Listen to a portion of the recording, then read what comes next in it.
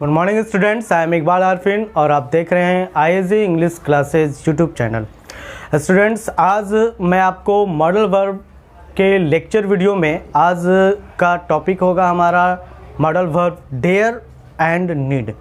मैं आज आपको डेयर और नीड का प्रयोग बता रहा हूँ। तो जो लोग चैनल को फर्स्ट टाइम देख रहे हैं प्लीज़ सब्सक्राइब कर लें और वीडियो के अंत तक बने रहें, क्योंकि आज मैं आपको डेयर और नीड के बहुत ही स्पेशल एपिसोड के साथ आया हूं और आपको बहुत अच्छे कंसेप्ट दे रहा हूं। तो फोकस कीजिए इस पे। और आइए यहाँ पे मैं जो बोर्ड पे एक डायग्राम लिखा हूं उसके माध्यम से मैं आपको समझा दूं। सबसे पहले हम लोग जानेंगे डेयर और नीड, इसका मीनिंग क्या होता है। डेयर का मीनिंग होता है हिम्मत करना या साहस करना। किसी भी काम को करने में अगर आप हिम्मत कर रहे हैं, साहस कर रहे हैं, तो वैसे सेंटेंस के लिए आप डेयर मॉडल वर्ब का प्रयोग करेंगे। दूसरा है नीड। नीड का अर्थ होता है ज़रूरत या आवश्यक, है ना। तो ज़रूरत और आवश्यक के अर्थ के लिए नीड का प्रयोग करते हैं। जैसा कि फॉर एग्जांपल मैं कुछ एग्जांपल बता दूं आपको। जैसे कहा जाए कि मुझे उनसे बात करने की हिम्मत नहीं है, ऐसे वाक्यों में आप डेयर मॉडल वर्ब यूज़ करेंगे। मुझे उन लोगों से मिलने की ज़रूरत है, ऐसे सेंटेंसेज में मॉडल वर्ब नीड का प्रयोग करेंगे। अब आ जाइए डेयर और नीड, ये दो, जैसा कि मैंने पिछले वीडियो में आपको इंट्रोड्यूस कराया था कि यूज टू जो है वो एक मार्जिनल मॉडल वर्ब यानी सेमी मॉडल वर्ब है। और उसी के साथ मैंने ये भी बताया था आपको कि यूज टू के साथ साथ डेयर और नीड जो है ये भी एक मार्जिनल मॉडल वर्ब है, सेमी मॉडल वर्ब है। आज मैं फिर आपको बता रहा हूँ कि डेयर और नीड को मॉडल वर्ब वो मॉडल वर्ब है जो कभी कभी मेन वर्ब के रूप में भी प्रयोग होता है और मॉडल वर्ब के रूप में भी प्रयोग होता है। तो ये मेन वर्ब के रूप में किस तरह से फॉर्म होगा और मॉडल वर्ब के रूप में किस तरह से फॉर्म होगा और क्या इसकी पहचान होगी और ये कैसे कैसे यूज होगा, इसके बारे में हम लोग डिटेल जानते हैं। आइए टॉपिक पे।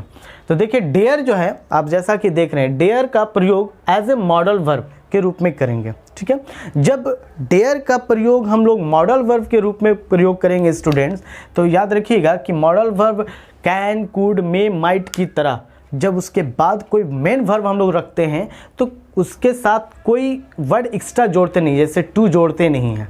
तो यहाँ पे उसी तरीके से मॉडल वर्ब अगर डेयर का प्रयोग कर रहे हैं तो डेयर के बाद जो वर्ब आएगा आपका वर्ब वन के फॉर्म में, उसके साथ आप टू का प्रयोग नहीं करेंगे। लेकिन जब डेयर का प्रयोग हम मेन वर्ब के रूप में करते हैं और मेन वर्ब के रूप में जब करेंगे तो ये टेंस के अनुसार चेंज भी होगा और साथ ही साथ जब इसके बाद कोई वर्ब आएगा यानी वर्ब वन के फॉर्म में या वर्ब जो आएगा उसके साथ रखने के पहले मेन वर्ब डेयर के बाद आपको टू का प्रयोग करना होगा। ठीक है, तो आपको मैं यहाँ पे बता दूँ कि आप पहचान कैसे करेंगे। अगर डेयर के साथ टू लगा हुआ नहीं है तो समझ लीजिए कि डेयर यहाँ पे मॉडल वर्ब है, और डेयर के साथ अगर टू लगा हुआ है ना, तो समझिए कि यहाँ पे डेयर मेन वर्ब के रूप में प्रयोग हो रहा है। अब आ जाइए, डेयर का प्रयोग जो है वो प्रेजेंट टेंस में भी होता है, पास्ट टेंस में भी होता है ना। और देखिए मॉडल वर्ब के रूप में जब डेयर का प्रयोग हम लोग मॉडल वर्ब के रूप में करेंगे स्टूडेंट्स, तो ये पास्ट फॉर्म में और फ्यूचर फॉर्म में यूज़ नहीं होगा। लेकिन मेन वर्ब के रूप में जब प्रयोग करेंगे तो ये प्रेजेंट, पास्ट और फ्यूचर तीनों के रूप में हम लोग प्रयोग करेंगे। ओके, ठीक उसी तरीके से आज ये नीड।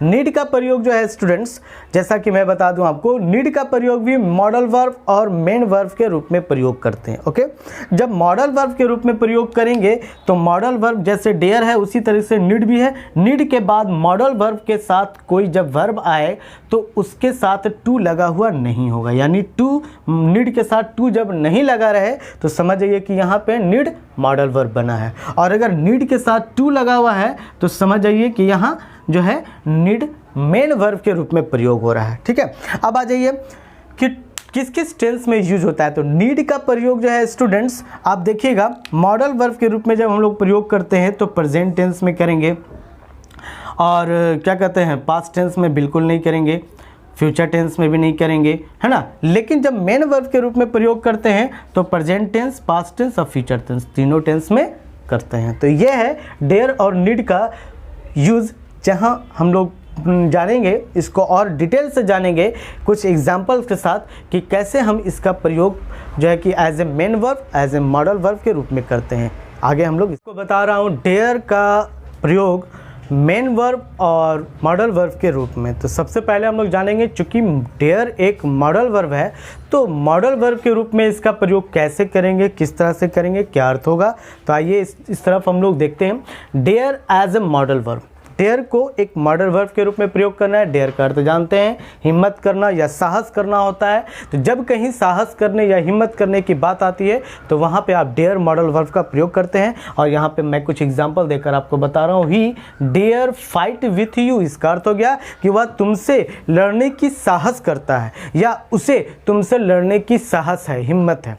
ऐसे वाक्य में ये स्ट्रक्चर और ये सेंटेंसेस यूज़ करेंगे। दूसरा है, जैसा कि मैंने आपको बताया था कि डेयर का जो प्रयोग होता है वो एक मॉडल वर्ब के रूप में होता है। इसका हम नेगेटिव, इंट्रोगेटिव वगैरह सब बना सकते हैं दूसरे मॉडल वर्ब की तरह। और यूज़ कैसे करेंगे, तो आ जाइए यहाँ पे देखिए।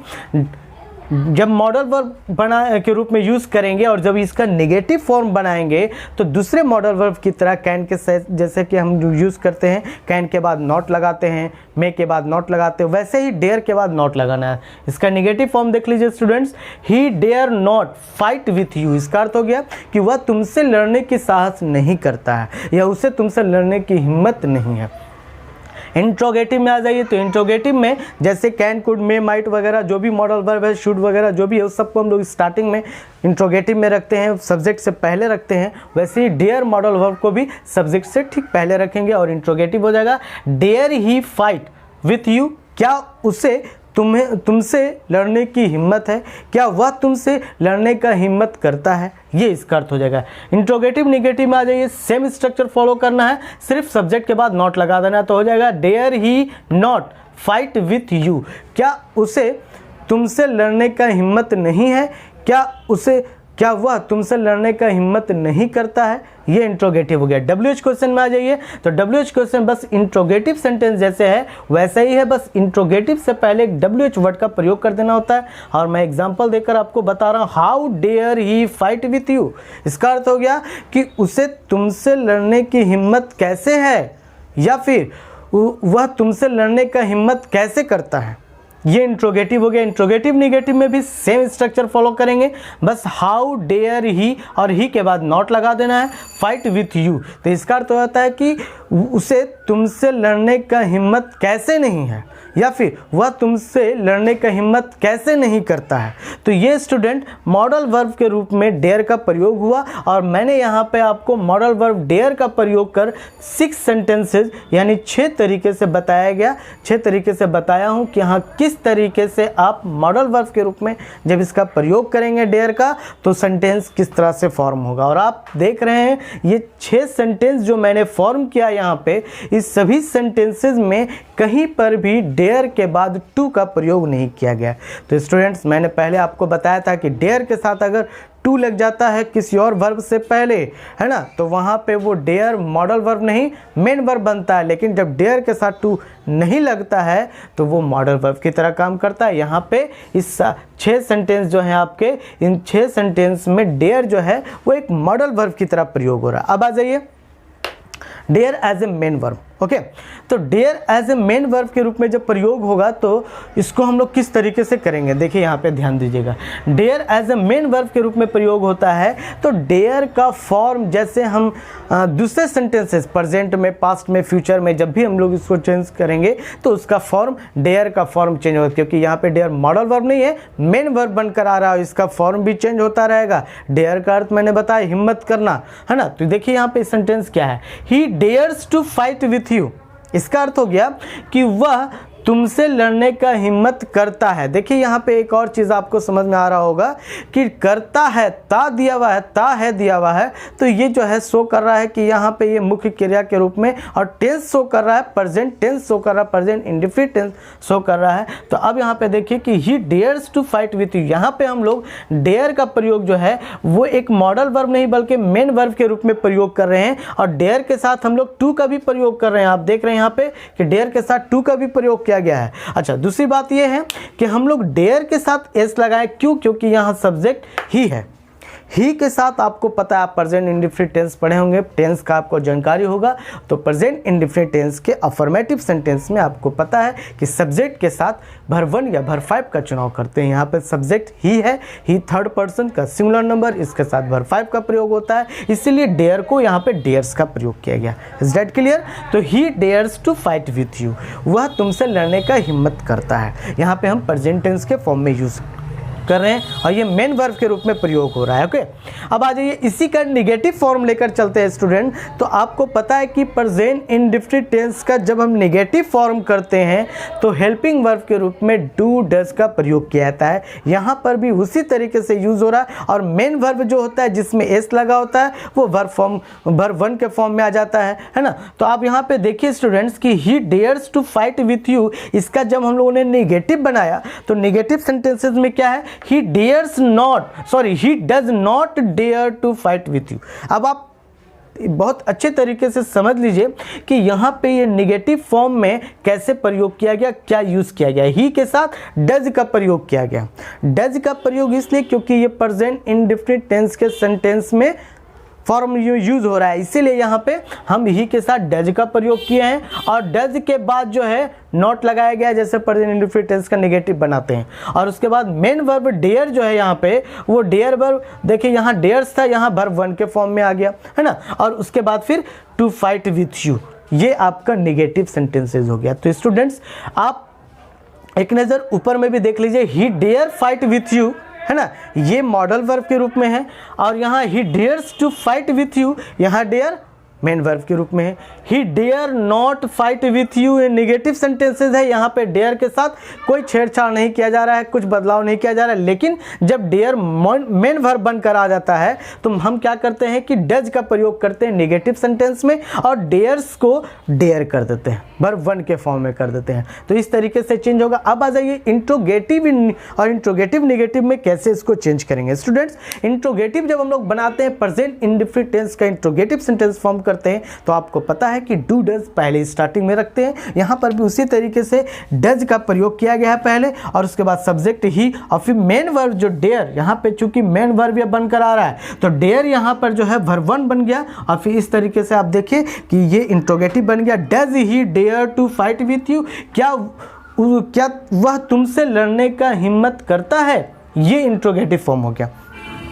और आप इसी का इंट्रोगेटिव फॉर्म आप मॉडल वर्ब के रूप में देखिएगा तो dare he fight with you का प्रयोग हो रहा है। तो यहाँ पर क्या हो रहा है, कोई डज यूज नहीं किया जा रहा है क्योंकि यहाँ डेयर मॉडल वर्ब है, लेकिन यहाँ डेयर मेन वर्ब है। तो मेन वर्ब है तो यहाँ पे ये डज का यूज किया, अपने साथ डज का भी प्रयोग कर रहा है। अब आज ये इंट्रोगेटिव प्लस नेगेटिव में, इंट्रोगेटिव प्लस नेगेटिव में स्टूडेंट्स डज को फिर उसी तरीके से रखेंगे, पहले डज रखेंगे, फिर उसके बाद सब्जेक्ट होगा और सब्जेक्ट के बाद फिर नॉट का प्रयोग होगा। मेन वर्ब 1 के फॉर्म में हो जाएगा, यानी डेयर जो है डेयर्स था वो डेयर हो जाएगा और फिर उसका टू फाइट विथ यू। तो यहाँ क्या हो जाएगा, does he not dare to fight with you, ये इंट्रोगेटिव प्लस नेगेटिव फॉर्म हो गया। अब आ जाइए WH क्वेश्चन। WH क्वेश्चन हम लोग जब फॉर्म करेंगे स्टूडेंट्स तो WH क्वेश्चन में भी कुछ नहीं करना है, बस आपको क्या करना है कि जिस तरीके से ये इंट्रोगेटिव बनाया गया है does he dare to fight with you, उसी तरीके से WH क्वेश्चन करना है। डज के पहले WH वर्ड का प्रयोग करना, वाई वेयर जो भी आप WH वर्ड यूज कर सकते हैं अकॉर्डिंग टू मीनिंग। यहाँ पे हाउ का प्रयोग किया गया, how does he dare to fight with you, यहाँ पे हाउ डज का प्रयोग किया गया। डज फिर उसी तरीके से प्रेजेंट इंडेफिनिट टेंस का सेंटेंस है, फॉर्म है, तो इसलिए यहाँ पे डज का प्रयोग किया गया है और डेयर मेन वर्ब के रूप में प्रयोग किया। फिर सेम उसी तरह से तो सेंटेंस क्या हो गया, how does he dare to fight with you, उससे how does he dare to fight with you, वह तुमसे लड़ने का हिम्मत कैसे करता है ना, ये सेंटेंस हो गया। नेगेटिव आ जाइए WH क्वेश्चन का नेगेटिव सेंटेंसेस, तो how does he not dare to fight with you, वह तुमसे लड़ने का हिम्मत कैसे नहीं करता है। तो ये आपने देखा स्टूडेंट्स कि डेयर का प्रयोग यहाँ पे मेन वर्ब के रूप में प्रयोग किया जा रहा है और ही सब्जेक्ट है तो ही के साथ वर्ब 5 का प्रयोग किया गया। अगर यहाँ पे ही की जगह यू होता है तो यू के साथ वर्ब 1 का प्रयोग करते हैं, प्रेजेंट इंडेफिनिट टेंस में यहाँ पे डेयर्स ना प्रयोग करके डेयर का प्रयोग करते। अगर यहाँ पे वी होता तो वी के साथ डेयर का प्रयोग होता। अगर यहाँ पे किसी व्यक्ति का नाम होता है, मोहन, सोहन, राजेश, किसी एक पार्टिकुलर व्यक्ति का, एक पर्सन का नाम होता है, तो फिर उसके साथ वर्ब 5 का प्रयोग करते हैं। सेम प्रेजेंट इंडेफिनिट टेंस का रूल फॉलो करेंगे यहाँ पे। और ये पूरा सेंटेंस जो है आप देखिए कि प्रेजेंट टेंस के रूप में प्रयोग किया गया। तो मैंने बताया था कि जब डेयर मेन वर्ब के रूप में प्रयोग होगा तो वो तीन present tense, past tense, future tense, तीनों टेंस में प्रयोग होगा। यहाँ प्रेजेंट टेंस है, अब आ जाइए इसका पास्ट फॉर्म। पास्ट टेंस में सेंटेंस में कैसे प्रयोग होगा, चलिए आइए तो देखते हैं हम लोग यहाँ पे कि मैंने एग्जांपल दिया है कि पास्ट इंडेफिनिट आपको याद होगा स्टूडेंट्स। पास्ट इंडेफिनिट टेंस का स्ट्रक्चर मैं एक बार आपको रिव्यू करा दूं, रिमाइंड करा दूं कि पास्ट इंडेफिनिट टेंस का स्ट्रक्चर होता है subject plus V2 plus object. बस सेम उसी स्ट्रक्चर पे, उसी रूल पे जो है हम डेयर का प्रयोग मेन वर्ब के रूप में करते हुए उसी फॉर्म में बनाएंगे। तो यहाँ पे सेंटेंस देख लीजिए, he dared to fight with you. He dared यानी डेयर को वर्ब 2 का रूप ले दिया गया यहाँ पे डेयर जो है वो वर्ब 2 का रूप ले लिया, यानी मेन वर्ब का रूप ले रहा है यहाँ पे। ये मॉडल वर्ब नहीं है। अगर मॉडल वर्ब होता तो इसमें कोई चेंजिंग नहीं होता, जैसे है वैसे ही रहता, लेकिन यहाँ मेन वर्ब है तो फॉर्म चेंज हो रहा है। तो he dared to fight with you, है ना। तो इसका अर्थ क्या हो जाता है स्टूडेंट्स, इसका भी अर्थ जान लीजिए। पास्ट इंडेफिनिट टेंस में ये, तो इसका अर्थ ये हो जाता है कि वह तुमसे लड़ने का हिम्मत नहीं करता था, या फिर वह तुमसे लड़ने का हिम्मत नहीं किया, है ना। ये पास्ट इंडेफिनिट टेंस का है। नेगेटिव सेंटेंस में आएंगे स्टूडेंट्स, तो चूंकि ये पास्ट इंडेफिनिट टेंस का सेंटेंस है तो पास्ट इंडेफिनिट टेंस के सेंटेंस में जब आप नेगेटिव फॉर्म करते हैं तो हेल्पिंग वर्ब डिड का प्रयोग करते हैं। बस उसी तरीके से यहाँ पर भी हेल्पिंग वर्ब डिड का प्रयोग किया गया नेगेटिव बनाने के लिए। और मेन वर्ब जो है डेयर्ड यहाँ था, यहाँ डेयर हो गया। चूंकि डिड जब आ गया तो डिड के बाद जब मेन वर्ब आता है तो वो वर्ब 1 हो जाता है। तो उसी तरीके से यहाँ डेयर्ड जो है वर्ब 2 है, अफर्मेटिव फॉर्म में जब नेगेटिव में आया तो डिड का प्रयोग किया गया, और डिड का प्रयोग करने के साथ मेन वर्ब वर्ब 1 हो गया। और इस तरीके से आप देखिए, he did not dare to fight with you, ये सेंटेंस बन गया। इंट्रोगेटिव में आते हैं तो इंट्रोगेटिव में स्टूडेंट्स हेल्पिंग वर्ब डिड का प्रयोग फिर हम लोग स्टार्टिंग में करेंगे। और यहाँ देखिए फिर स्टार्ट में डिड का प्रयोग कर दिया गया, फिर सब्जेक्ट है, फिर डेयर को जो है एज ए मेन वर्ब के रूप में लोग यूज कर रहे हैं, तो इसलिए डेयर यहाँ पर वर्ब 1 के फॉर्म में प्रयोग किया जा रहा है। ओके, तो सेंटेंस हो गया did he dare to fight with you. इसका भी अर्थ जान लीजिए स्टूडेंट। इसका अर्थ होता है कि क्या उसने तुमसे लड़ने का हिम्मत किया। ये इसका इंट्रोगेटिव सेंटेंस का अर्थ हो गया। इंट्रोगेटिव नेगेटिव में आ जाइए स्टूडेंट्स, तो did he not dare to fight with you, यानी डिड का प्रयोग फिर करेंगे उसी तरीके से जैसे इंट्रोगेटिव में किए हैं। फिर उसके बाद सब्जेक्ट के बाद नॉट का प्रयोग करेंगे, नॉट के बाद फिर डेयर को मेन वर्ब के रूप में यानी वर्ब 1 के रूप में यूज करेंगे। और यहाँ पे फिर सेंटेंस बन गया आपका did he not dare to fight with you. तो इसका अर्थ क्या होता है स्टूडेंट, क्या उसे तुमसे लड़ने का हिम्मत नहीं किया है, क्या उसने तुमसे लड़ने का हिम्मत नहीं किया। तो ये इसका अर्थ हो गया। अब आ जाइए WH क्वेश्चन में। तो WH क्वेश्चन में students how did he dare to fight with you. जी हाँ, WH क्वेश्चन में जब आते हैं या WH इंट्रोगेटिव सेंटेंस में आते हैं तो उसमें इंट्रोगेटिव सेंटेंस को फॉर्म करते हुए हम लोग पहले WH वर्ड का प्रयोग करेंगे, फिर डिड का प्रयोग करेंगे, सब्जेक्ट, फिर मेन वर्ब जो है यानी डेयर, यहाँ पे मेन वर्ब है तो डेयर को जो है वर्ब 1 के फॉर्म में यूज करेंगे। और फिर उसके बाद सेंटेंस हो जाएगा how did he dare to fight with you. इसका अर्थ होता है कि उसे तुमसे लड़ने का हिम्मत कैसे किया, उसने तुमसे लड़ने का हिम्मत कैसे किया। ये पास्ट इंडेफिनिट टेंस का WH क्वेश्चन का सेंटेंस हो गया। WH क्वेश्चन में आ जाइए नेगेटिव सेंटेंस, तो how did he not dare, यानी सब्जेक्ट के बाद नॉट लगाना है, बिल्कुल पर पास्ट इंडेफिनिट टेंस के स्ट्रक्चर को फॉलो करेंगे, है ना। तो how did he not dare, यानी डेयर फिर यहाँ पे मेन वर्ब और वर्ब 1 के फॉर्म में यूज किया जा रहा है टू फाइट विथ यू। तो यहाँ सेंटेंस क्या होता है कि उसने तुमसे लड़ने का हिम्मत कैसे नहीं किया। तो ये आप देख रहे हैं स्टूडेंट कि यहाँ पर भी मैंने 1 2 3 4 5 6 तरीके से सेंटेंस को फॉर्म किया। और ये 6 तरीके से सेंटेंस जो है आपका ये पास्ट टेंस शो करता है। किस को टेंस शो कर रहा है, तो पास्ट टेंस। क्योंकि मैंने बताया कि मेन वर्ब के रूप में प्रयोग करेंगे तो प्रेजेंट, पास्ट, फ्यूचर तीनों में प्रयोग करेंगे। अब आ जाइए फ्यूचर वाले सेंटेंस पर भी एक नज़र डाल लेते हैं। तो फ्यूचर में किस तरह से सेंटेंस हो जाएगा, तो फ्यूचर में सेंटेंस हो जाएगा कि he will dare to fight with you, यानी उसको वह तुमसे लड़ने का हिम्मत करेगा, है ना, वह तुमसे लड़ने का हिम्मत करेगा। जैसे हम लोग फ्यूचर इंडेफिनिट टेंस का सेंटेंस बनाते हैं, बस वैसे ही फॉर्म करना है। सब्जेक्ट यूज करना है, विल का प्रयोग करना है, डेयर को मेन वर्ब के रूप में, वर्ब वन का प्रयोग करना है, और फिर उसके बाद टू फाइट विथ यू। तो यहाँ सेंटेंस क्या है, he will dare to fight with you, वह तुमसे लड़ने का हिम्मत करेगा। और नेगेटिव में आते हैं, तो नेगेटिव में बस फ्यूचर इंडेफिनिट टेंस का जैसे नेगेटिव बनाते हो वैसे ही बनाना है। विल के बाद नॉट रख देना है, तो यहाँ क्या हो जाएगा, ही विल नॉट, यहाँ नॉट देख रहे हैं, विल के बाद रखा गया और फिर डेयर को मेन वर्ब के रूप में यूज किया गया वर्ब वन के फॉर्म में। तो यहाँ हो जाएगा he will not dare to fight with you, वह तुमसे लड़ने का हिम्मत नहीं करेगा, है ना।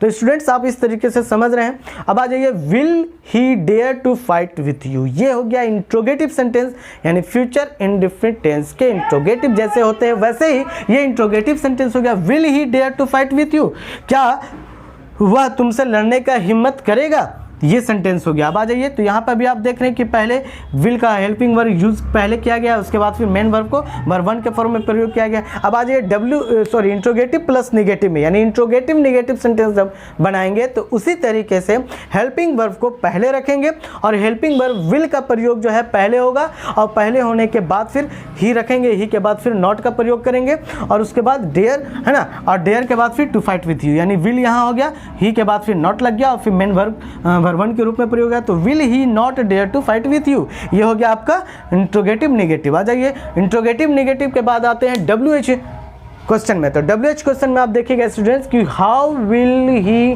Dare to fight with you, यहाँ पे हमने क्या किया, WH वर्ड के बाद फिर हमने विल का प्रयोग कर दिया, फिर सब्जेक्ट रख दिया और सब्जेक्ट के बाद फिर वर्ब वन का प्रयोग कर दिया। सेम फ्यूचर इंडेफिनिट टेंस के स्ट्रक्चर को फॉलो कर रहे हैं स्टूडेंट्स, आप भी उसी तरीके से फॉलो करेंगे और बहुत आसानी से समझिए कैसे ये चेंज हो रहा है। तो how will he dare to fight with you, इसका अर्थ होता है कि वह तुमसे लड़ने का हिम्मत कैसे करेगा, है ना। और WH नेगेटिव में आते हैं, तो यहाँ हो जाएगा हाउ, फिर विल का प्रयोग करेंगे, विल के बाद सब्जेक्ट, सब्जेक्ट के बाद नॉट, नॉट के बाद फिर वर्ब वन और उसके बाद फिर टू फाइट विथ यू। तो सेंटेंस यहाँ हो जाएगा how will he not dare to fight with you, वह तुमसे लड़ने का हिम्मत कैसे नहीं करेगा। तो स्टूडेंट्स आप यहाँ पे देखिए कि मैंने यहाँ पे जो है फ्यूचर का भी सेंटेंस जो है बता दिया आपको। तो आप देख रहे हैं कि जब डेयर का प्रयोग मेन वर्ब के रूप में हो रहा है तो प्रेजेंट, पास्ट, फ्यूचर तीनों टेंस में प्रयोग किया गया। तो आज आपने देखा स्टूडेंट्स, सीखा कि डेयर का प्रयोग मॉडल वर्ब के रूप में कैसे प्रयोग होता है और मेन वर्ब के रूप में प्रयोग कैसे होता है। मॉडल वर्ब के रूप में यूज होगा